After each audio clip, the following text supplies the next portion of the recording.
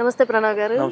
బాగున్నారా? బాగున్నాను. ఏం సార్ చాలా రఫ్ గా ఉండే ప్రణవ్ గోపాల్ కి ఇంత పెద్ద పదవి ఎలా ఇచ్చారు? ముందుగా తెలుగుదేశం పార్టీ జాతీయ అధ్యక్షులు ముఖ్యమంత్రి వర్యులు శ్రీ నారా చంద్రబాబు నాయుడు గారికి, జనసేన పార్టీ అధినేత ఉప ముఖ్యమంత్రి కొనిదెల పవన్ కళ్యాణ్ గారికి, అదేవిధంగా తెలుగుదేశం పార్టీ జాతీయ ప్రధాన కార్యదర్శి యువనేత నారా లోకేష్ గారికి, బీజేపీ పార్టీ గౌరవ రాష్ట్ర అధ్యక్షుడు పురంధేశ్వర్ గారికి, తెలుగుదేశం పార్టీ కుటుంబ సభ్యులకు, రాష్ట్రంలో ఉన్నటువంటి విద్యార్థి యువత సంఘాలందరికీ కూడా పేరు పేరు నాకు కృతజ్ఞతలు తెలియజేసుకుంటున్నా. ఈరోజు నాకు ఈ అవకాశం వచ్చిందంటే గత 5 సంవత్సరాలుగా విశాఖపట్నం ప్రాంతంలో కానివ్వండి, ఆంధ్ర రాష్ట్రంలో క్షేత్రస్థాయిలో విద్యార్థి యువత, విశాఖపట్నంలో కూడా స్థానికంగా సమస్యల మీద అనేక పోరాటాలు చేయడం జరిగింది. రుషికొండ లాంటి అంశం మీద కూడా నేను పోరాటం చేయడం జరిగింది. దాని మీద దాదాపు 2-3 కేసులు కూడా నా మీద అక్రమంగా పెట్టడం జరిగింది లాస్ట్ టైం. అదేవిధంగా స్థానికంగా ఏ సమస్యలు ఉన్నా కూడా, ప్రజలకు ఏ ఇబ్బందులు ఉన్నా కూడా క్షేత్రస్థాయిలో తిరిగి నాకు సమస్యలు తెలుసుకోవడం, దాని మీద అనేకసార్లు ప్రభుత్వం దృష్టి తీసుకెళ్ళడం, ఇవన్నీ కూడా తెలియడం ఒక ఇదైతే. రెండోది ఏంటంటే, ఒక యంగ్స్టర్కి ఇస్తే బాగుంటుంది, సొసైటీలో కొంత మార్పు ఉంటుందన్న ఉద్దేశంతో కూడా పార్టీ యువనాయకత్వాన్ని ఎంకరేజ్ చేయడం దిశగా కూడా ఇది ఒక ట్రయల్గా కూడా చూడొచ్చు. అంటే చంద్రబాబు నాయుడు గారికి మీ మీద ఎందుకు అంత నమ్మకం? అంటే ఈ పదవికి ప్రణవ్ గోపాల్ న్యాయం చేయగలడా? నా మీద నమ్మకం మీద నాకు ఇంత కీలకమైన బాధ్యత. ఎందుకంటే I'm the first youngest chairperson VMRDA. నాకన్నా ముందు అందరూ కూడా ఎంపీలు, ఎమ్మెల్యేలు చేసినటువంటి వాళ్ళు చేశారు ఈ పదవి.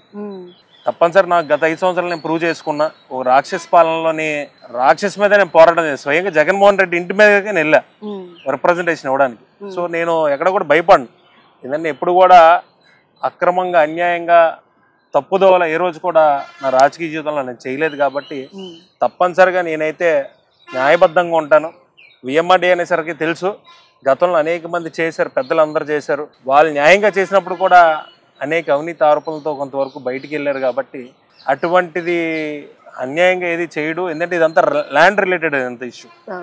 కోట్లాది విలువ చేసే ల్యాండ్ రిలేటెడ్ ల్యాండ్ బ్యాంక్ అంతా విఎంఆర్డీలో ఉంటుంది. పక్క ల్యాండ్ బ్యాంక్ కానివ్వండి, అదేవిధంగా అభివృద్ధి సంబంధించి కానివ్వండి, విఎంఆర్డీ ఈరోజు చాలా కీలక పాత్ర పోషిస్తుంది. దాదాపు ఇది 18 నియోజకవర్గాలు, 3 పార్లమెంటు ఉన్న ఏరియా ఇదంతా ఎక్స్టెంట్. సో తప్పనిసరిగా నేను ఏదో ఉన్నప్పుడు కూడా చంద్రబాబు నాయుడు గారు దృష్టిలో పెట్టే ఈవెన్ చాలా ట్రాన్స్పరెంట్గా నేను రన్ చేస్తాను. ఎప్పుడు కూడా విఎంఆర్డీ చరిత్రలో ఇంతవరకు కూడా చైర్పర్సన్ స్వయంగా ఫిర్యాదు తీసుకున్నది ఎక్కడా కూడా లేదు.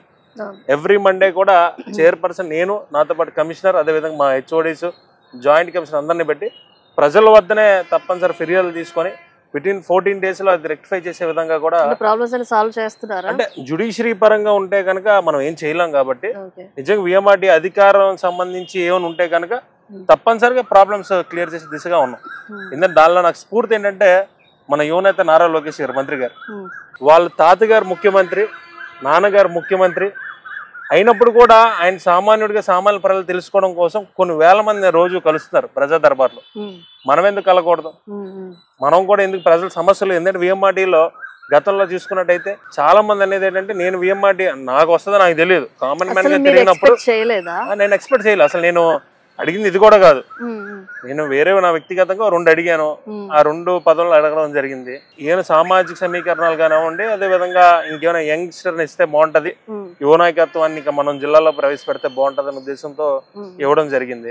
ఈ ప్రజా దర్బార్ అప్పుడు మనం అడాప్ట్ చేసుకున్నాం. తప్పనిసరిగా ప్రజా దర్బార్ అనేది స్టార్టింగ్ నేను తీసుకున్నప్పుడు అయితే ఒక 20 పిటిషన్స్ వచ్చాయి. సెకండ్ ప్రజా దర్బార్ దాదాపు 36 వచ్చాయి. మూడో ప్రజా దర్బార్ దాదాపు 400 మంది వచ్చారు. నేను ఆ రోజు 3వ ఫ్లోర్ లో ఉన్న వ్యక్తిని కిందకి వచ్చేసి ఎల్లారికి వచ్చా. సో అది సక్సెస్ అయింది ప్రజా దర్బార్ అన్నది. ద సేమ్ టైం నేను కూడా మార్నింగ్ చూసుకున్నట్టయితే తప్పనిసరిగా విఎంఆర్డీ పరిధిలో ఉన్న పార్క్స్ అన్ని కూడా విజిట్ చేయడం జరుగుతుంది స్వయంగా.